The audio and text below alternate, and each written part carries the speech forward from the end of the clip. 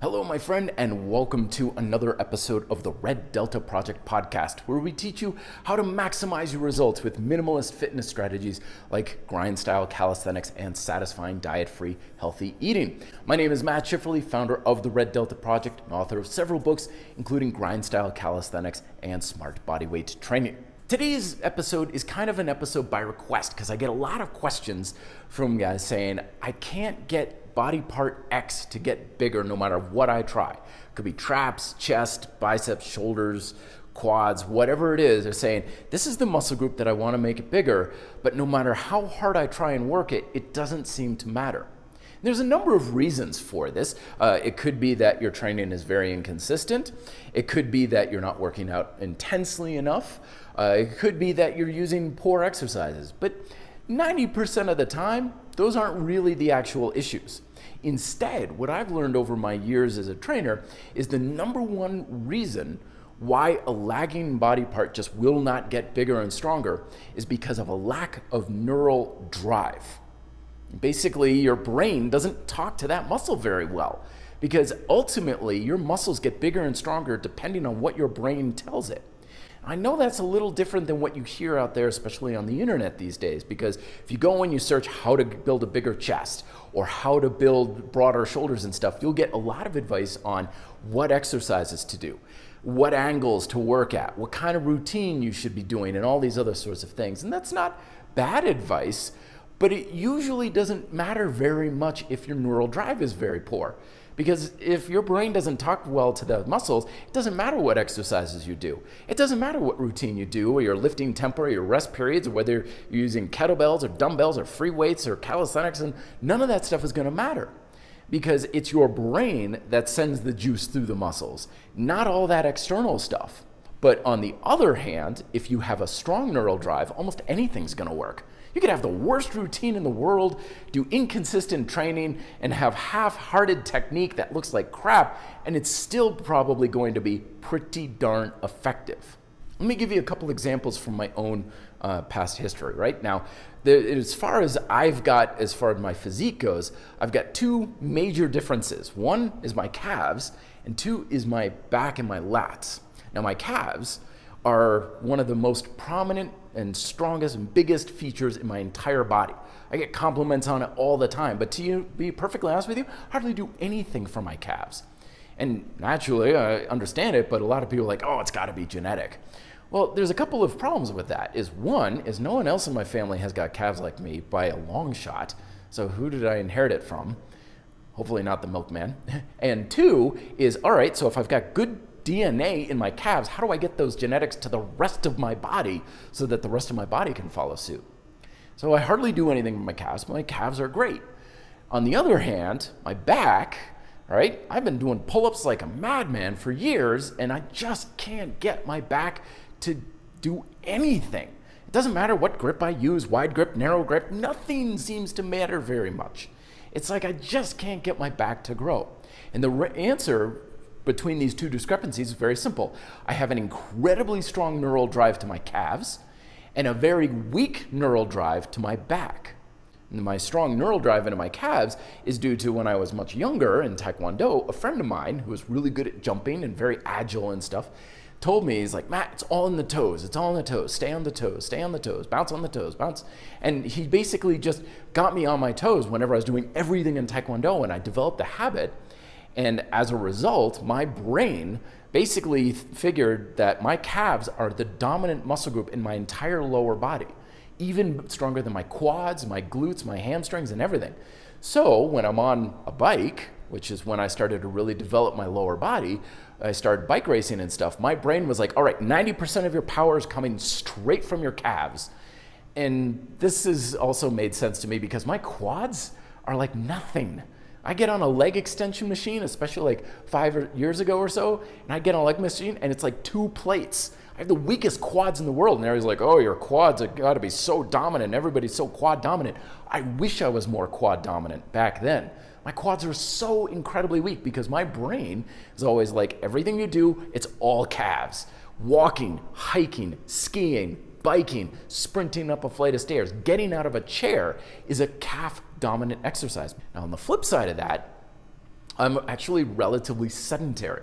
All right, I'm sitting a lot, shoulders are kind of hunched over, a little kyphotic, right? Plus, I spent all those years on the mountain bike, hunched over like this. Your back is hardly involved very much when you're hunched over handlebars, especially on a road bike.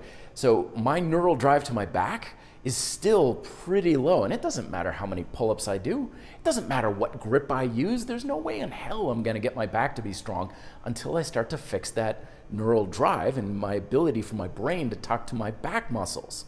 And once that happens, then things start to get bigger and stronger, as they have been for the past year or so. So the neural drive is really the thing we want to focus on. If you have a lagging muscle group, chances are really good the neural drive to that group is pretty weak, even under the best of circumstances. And if you do have some activation there, it's probably very inconsistent.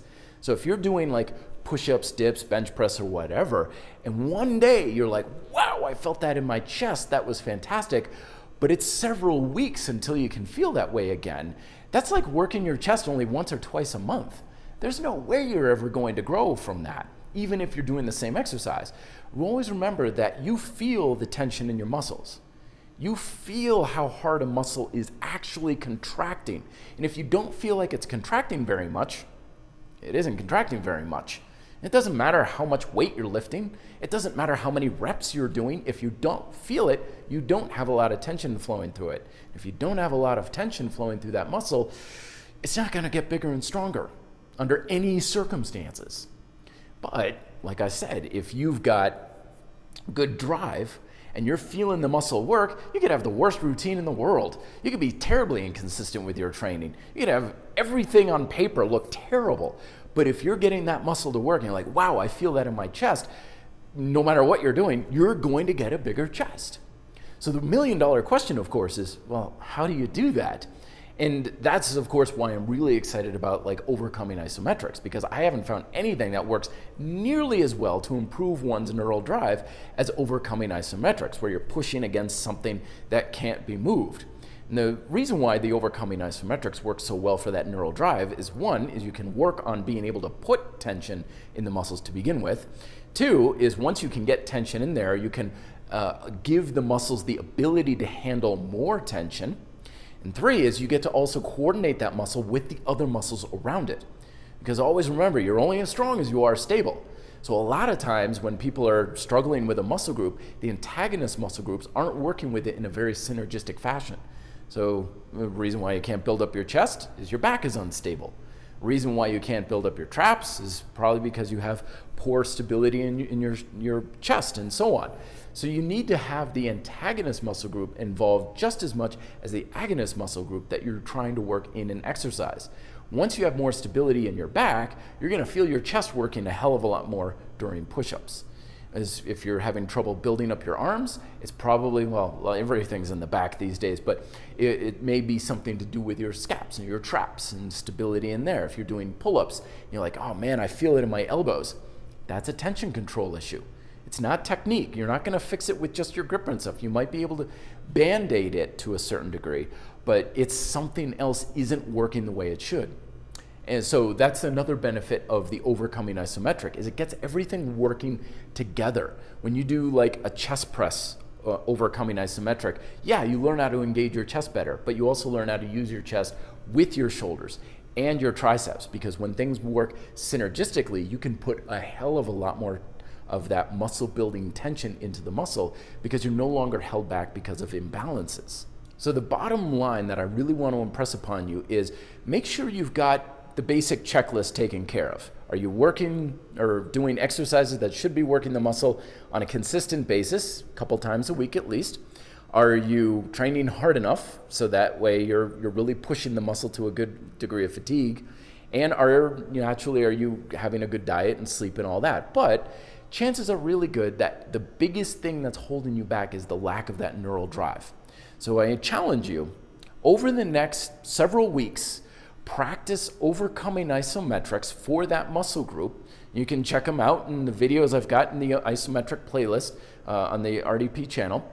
But if you practice overcoming isometrics for that specific muscle group every single day, preferably a couple times a day, you're going to improve that neural drive very quickly. And you should feel a difference very quickly. And if you feel a difference, there is a difference. And then when you're using that improved neural drive, your workouts are going to be way more effective in building up that muscle group. And again, practice the isometrics before you actually do the actual exercises for that. And you should feel it much more effective in the workout. And if you do, you're definitely going to be on the right track and you're going to notice size improvements pretty darn quick. So thank you very much for listening. Check out videos here if you want to learn more on that. And again, the isometric exercise playlist on the RDP channel will steer you in the right direction. Thoughts, comments, questions down below. And if you're listening to this, of course, on Apple Podcasts and everything like that, sincerely appreciate your time and attention. If you feel this is warranted a review, I'd appreciate that as well. Talk to you folks next week. Till then, be fit, live free.